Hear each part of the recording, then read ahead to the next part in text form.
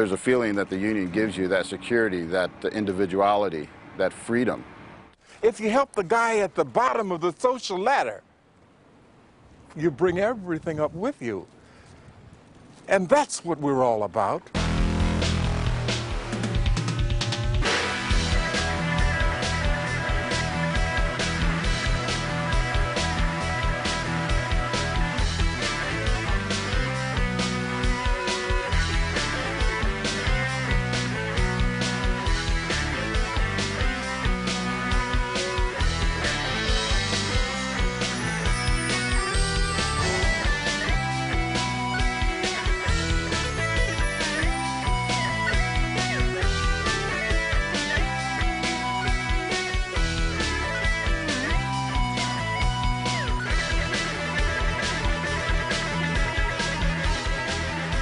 We work the docks and warehouses. We handle the tugs and barges and the tour boats. We are fish processors, cotton compress workers, and heavy equipment operators. We work in hospitals, hotels, mines, and refineries. We are the ILWU. We live in Canada and Hawaii and all along the Pacific coast. Although we work in many occupations and we come from different cultures, we have much in common. We are members of a democratic union where an injury to any one of us is an injury to all. We are a family and share a common history. One of the things that the bosses have been very successful at is separating workers and people from their past. When you have no appreciation of who you are and what your struggles were, you have no understanding of your real accomplishments.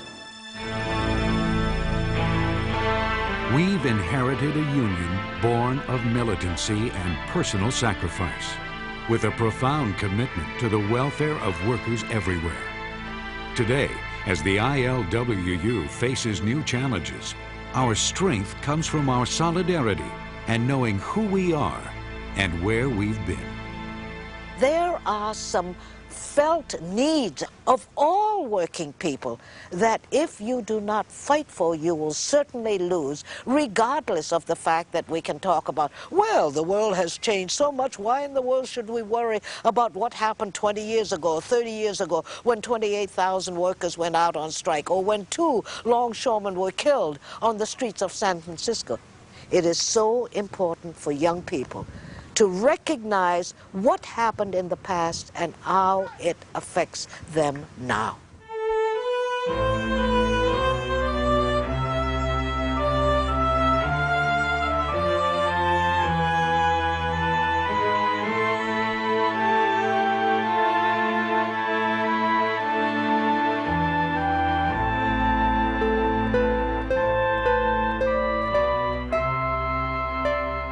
In our grandparents' time, workers had no protection.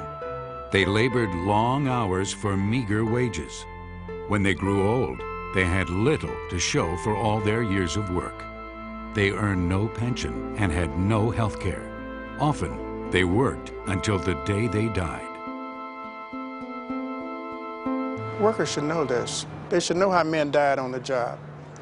They should know that men were retired on the job by simply moving them up into another position, and they died with their boots on without even the benefit of a headstone because they were too poor to buy it. If they couldn't get away from the waterfront, they just worked until they died because their lifespan wasn't that big in those days. Men begged for work in shape-ups. Hungry and desperate, they'd buy a day's work with bribes and kickbacks to the bosses. Well, they would get the guys on the job and work them as long as 36 hours straight. If they got hurt on the job, that's just too bad. You know, they're just getting somebody else to do the work. Injuries were commonplace. Bosses demanded speed and cared little for safety. For the crippled worker, there was no welfare, no workman's compensation. He often was dependent on the charity of others.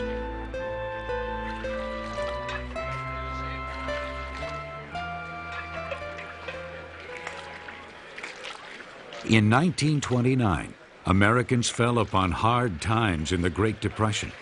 There were no jobs. Misery was nothing new to longshoremen, but the struggle to survive grew more desperate. Without jobs, people became hungry. In these worst of times, men gathered on the waterfront. Along the piers and in the bread lines, a word echoed among the hungry men. The word was union.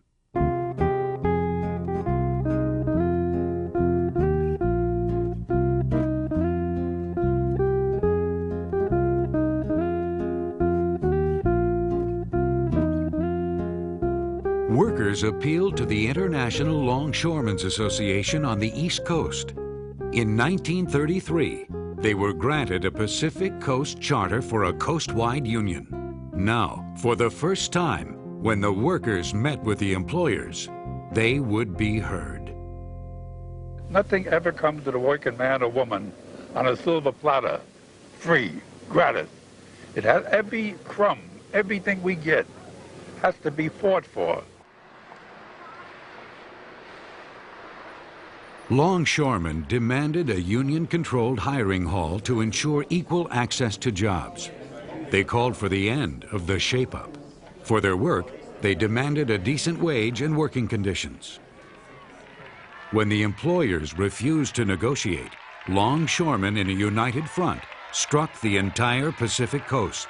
Seamen joined the strike, and all shipping came to a virtual standstill.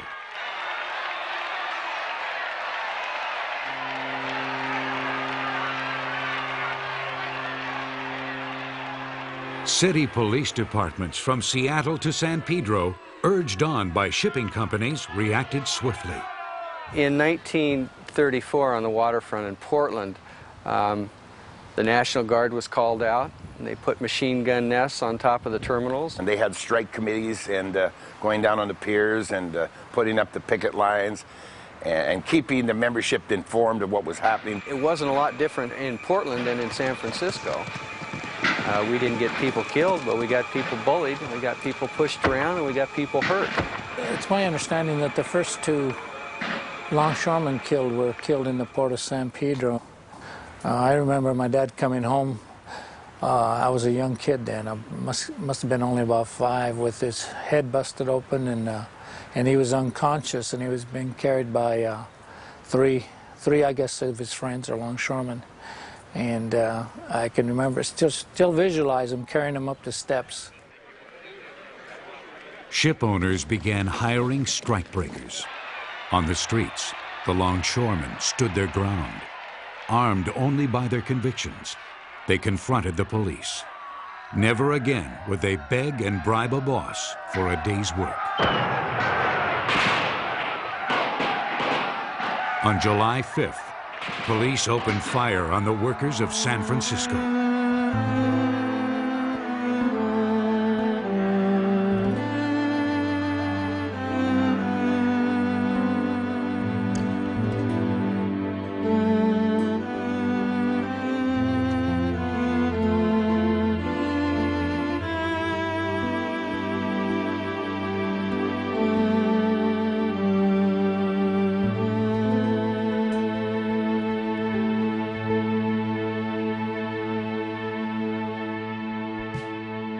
When the shooting was over, 2 workers lay dead.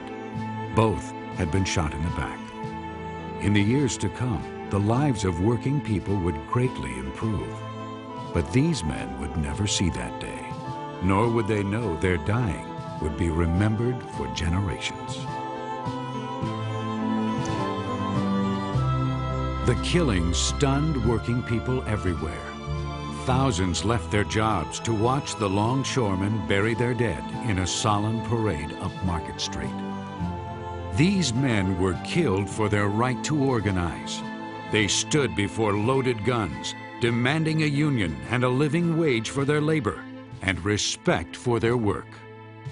You think about the people that died in 1934. They didn't die for nothing. They gave their life so we could have a better life. We're still trying to carry on what they stood for. We're still trying to carry on what they fought and died for. Workers were killed from San Pedro to Seattle. Following the killings in San Francisco, the National Guard moved in, armed for battle. Organized labor responded by calling for a general strike. Rarely in American history have workers banded together in such outrage. For the people of San Francisco, there would be no business as usual. 3 days the city lay silent. Commerce had stopped. But never again will we see the day when men would be chosen for a job, standing in the middle of the street, called in like you would some dog. Longshoremen had won the first coast-wide contract in history. They won their hiring haul and a 6-hour day. They now had a strong and determined leader. Out of the turmoil rose a lanky ex-sailor named Harry Bridges. Having worked as a longshoreman for 12 years, Bridges relentlessly fought for conditions. The strike itself brought on new type of leadership, guys like Harry Bridges, who remained one of the poorest paid labor leaders for a union in the country. I don't think the man owned 2 suits of clothes. That's the type of guy he was, you know. The struggles of 1934 marked the character of this union. Controlled by the rank and file, each member would vote by secret ballot on contracts and policy and officers. And above all, every member would be ensured fair and equal access to work. Everybody was more or less on the same footing in terms of being able to get a fairly decent living, and they wouldn't be feasting on one side and famine on the other side. But that's what the hiring hall does, that it makes us all equal. During the 1934 strike, the local in San Francisco opened its membership to African Americans for the first time. In the past, employers had pitted worker against worker, using race to divide men.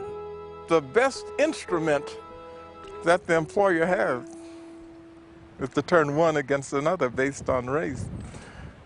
It's so easy to go into the hold of the ship, in the front hold, in the front #1 hatch, where there were black people working, and tell them those fellas in #5 hatch, they're all white and they're working, doing twice as good as you are.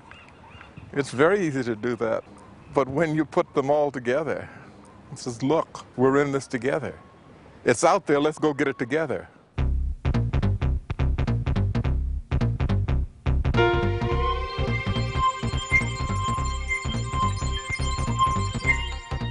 Soon after the big strike, warehousemen joined with the longshoremen.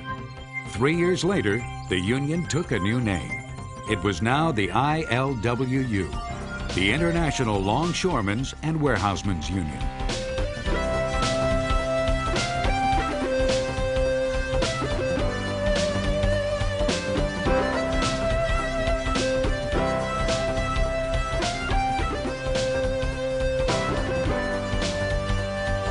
The union's attention now turned to organizing. The ILWU opened its doors to men and women in other occupations. Warehousemen began to reach out to workers away from the waterfront. In an organizing drive known as the March Inland, warehousemen brought thousands of new workers into the union. Without the union, without a collective bargaining agreement, the boss can do anything that he wants to me, and I have absolutely no control over that part which defines me as a human being, which is a worker. The warehousemen's division was growing rapidly. The waterfront appeared secure. But among the victories on the West Coast, there were also bitter disappointments. In the Battle of Ballantine Pier, Canadian longshoremen were gassed, beaten, and clubbed by police as they marched against the hiring of non-union workers. For the next 10 years, permanent strikebreakers would keep the Port of Vancouver open.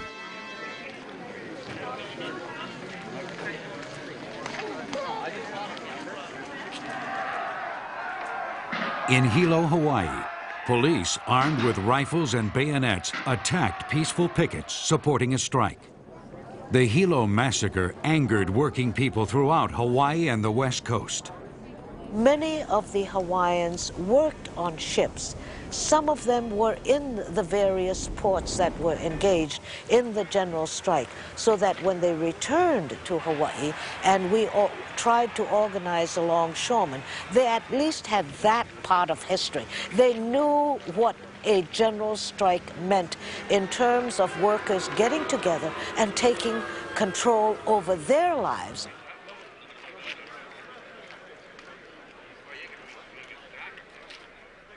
A seaman had come to Hawaii a few years before. Aware that workers in Hawaii had struggled for years to improve conditions, Jack Hall talked to the longshoremen about joining the ILWU. When Jack Hall came to the islands and talked about organizing one big industrial union, regardless of ethnicity and culture, everybody said, this is the way in which we can really go and be successful as a union. Hawaii's longshoremen applied for a charter from the ILWU. Soon, they sent organizers into the sugar and pineapple plantations. The union welcomed all workers, regardless of their race or national origin. When we go out and organize other workers, we can assure that the ILWU is strong. We are no stronger than that unemployed worker out there. We're no stronger than the other workers who don't have the benefits that we have. That's what unions are about, not only to improve your own lot, but to improve the lot of workers in general. Organizing stopped in its tracks when bombs fell on Pearl Harbor. Hawaii came under martial law as America entered World War II. Dock workers were now essential to the war effort.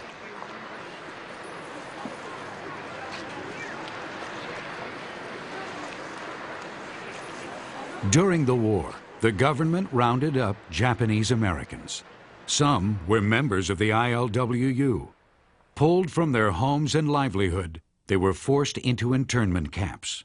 During this time, few people spoke up in their behalf. Lou Goldblatt, the secretary-treasurer of the ILWU, was one who did. Lou Goldblatt and his declaration before a congressional committee was absolutely the flagship of everything that the ILWU did, which indicated that it was serious about uniting all people and ending discrimination because of the color of one's skin.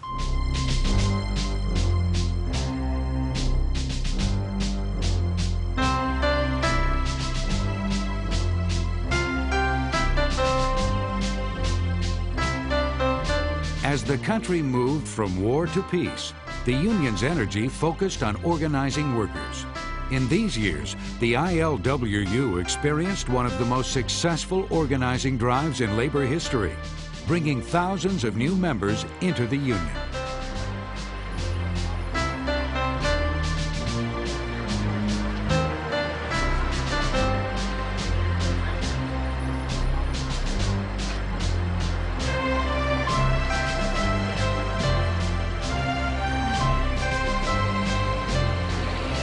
In Hawaii, plantation workers joined the union. Through vigorous organizing and political activism, Hawaii grew to be the largest section in the ILWU.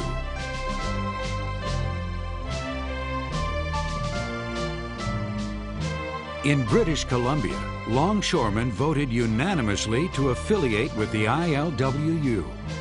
In 1959, the union became an independent, autonomous area and expanded into other industries, evolving into a progressive political force in Canada.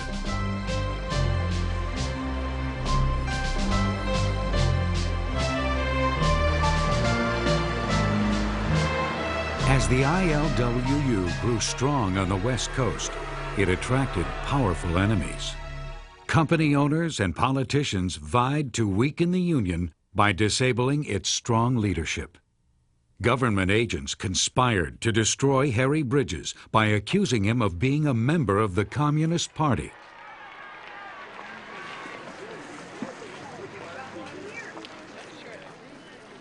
After 20 years of harassment and 4 court trials, the government's case collapsed, and Bridges was acquitted of all charges. Because of communism being the big #1 enemy, if they paint you with a communist brush, you know, you would be less acceptable as a union. Many of us don't know communism from rheumatism. We're interested in unionism and the rights of all of us to be employed, and will not be herded and divided by name-calling. While Harry Bridges fought in the courts, Congress passed new anti-labor laws. Unions were now hit by a political backlash. The business people and the employers in particular were the ones that wanted to give the union a bad name because it was such a powerful force in terms of organizing the workers. There are many different elements out there that are so anti-union that they will do whatever is necessary to stop unionism. You have governments that say we can't strike. We have replacement workers now. Everything that destroys the makeup of a union or a workforce. Now the struggles are even greater going into the 21st century, and it's going to take a coming together of the rank and files, maybe even more so than the old days. In the world today, dominated by corporate deals and profiteering, the voices of working people are seldom heard. The union stands alone, demanding rights for the men and women who do the work. There is a continual struggle to keep the gains that we've made.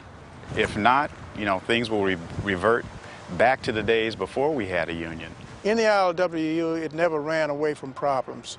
It never ran away from issues that are out there in the courts, the social issues. I can remember back during the civil rights struggles where unions were involved in this process, who were able to organize, get groups of people to go out, to protest in the streets, to knock down all these Jim Crow decisions that were in the South. Throughout its history, the ILWU has taken part in political debate. It has protested wars, marched against injustice and racism, and promoted legislation to improve the quality of life for all working people. It was a union that brought welfare and fringes. It was a union that helped the public educational system. It was a union that struggled for community colleges for working people. These were not gifts from politicians and others.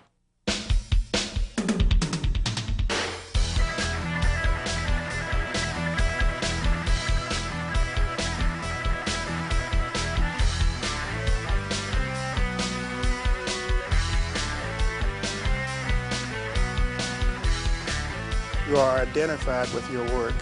Regardless of how you look at it, you might call it the boss's job, but the work belongs to the workers. When you're doing the work, it's like signing your name. And if I sign my name to something, that means that I'm backing it. That's my bond.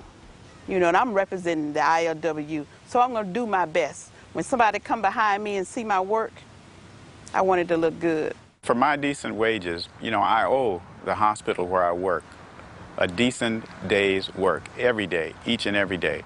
I can think back to the before I became an ILWU member. I used to go shopping and do a lot of window shopping. But since I've been an ILWU member, I can go inside. I remember 36 years my children were raised, I have yet to see a doctor bill. And I thought to myself one time, I thought, where the heck would I be without that? I can't comprehend ever not belonging to the union. I work in a warehouse and warehouse industry, and our benefit package is something our union has demanded. And with our package, my wife has diabetes, she's got health challenges. I'd be in a poorhouse without those benefits. And I think what unions provide for memberships, more than anything else, or just as important, is a voice. I can stand up and I can be a rank and filer sitting down there that maybe people don't even know my name because of the size of the union, but I have a voice and I can say something. What good is being in a union if you don't express what you feel is right or wrong? Being able to participate in a union structure has made a difference in my life and so many people that I work with. You're improving not only your own life, but other people that are yet to come by all the things that you endure today and overcome today. You've got to do your share. Somebody else can't do your job for you. And if you want to have rule from the bottom up instead of the top down, you better come yourself and do it and make sure that they do it. Whether you don't even speak at a meeting, you can be there and know exactly what's going on and make sure that the guys that do speak are speaking for you. The union is not another entity out there someplace, a third entity. It's you. You are the union. You know, we are the union collectively. The sign on the door says an injury to one is an injury to all. And then the friendly faces in the union hall. These are the things that you couldn't buy them, and it's more how you feel. Most things of real value are invisible. Dignity, in one sense, can be measured by the material things that you are able to get because your union is successful in negotiating. However, dignity is also measured in terms of what happens to the human heart and the human mind. This is why it seems to me it's important for us to say, yes, I will participate because it gives my life meaning. However small I am, what else is there?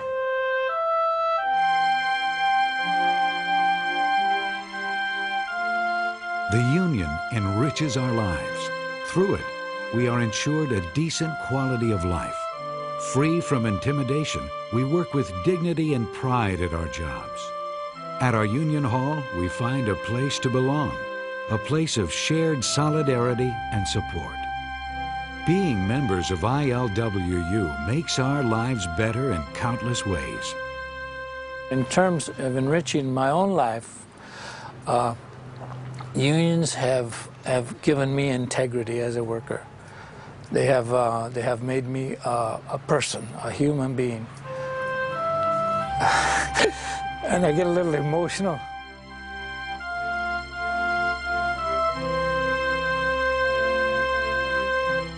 That's the real joy of it. The choir that you sing with other workers. Alone you're so little. You might think you're a great pebble. But it does give workers a stage, a place where they are somebody and they can stand tall and be somebody.